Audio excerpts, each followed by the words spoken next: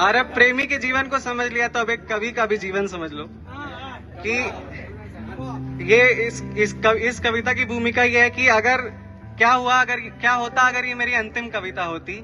इसके बाद क्योंकि जीवन का कोई भरोसा नहीं है, क्या होगा अगर इसके बाद मैं मर जाऊं।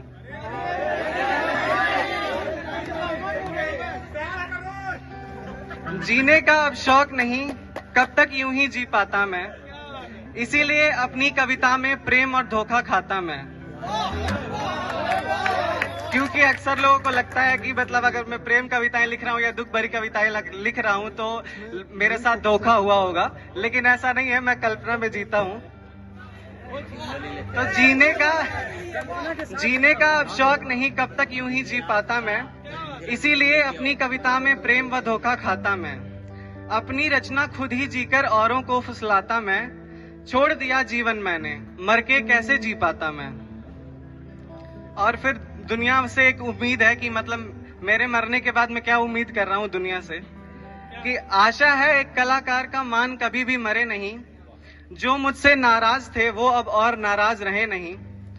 मेरा क्या, मैं मर जाऊंगा, जीवन तुम सबका बाकी, रोज खुशी से जीवन जीना, गम की कोई बात नहीं। और एक अनुरोध है कि अगर मेरा जीवन जल्दी समाप्त हो गया तो मेरे मर जाने पर मेरी ये कविताएं छपवा देना, मेरी रचना को पढ़ करके मुझे उसी में पा लेना। रोना मत, पछताना मत, दुनिया वालों मैं चला गया, मेरे बाद मेरी रचना पढ़ पढ़ के अमर बना देना।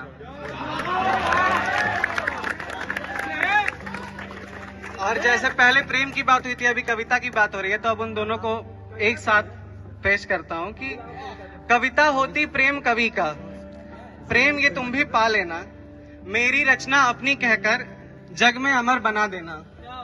जीते जी जो नहीं हुआ, मरने पे वो करवा देना, एक कवि की अंतिम कविता पढ़ना और सुना देना। एक कवि की अंतिम कविता पढ़ना और सुना देना।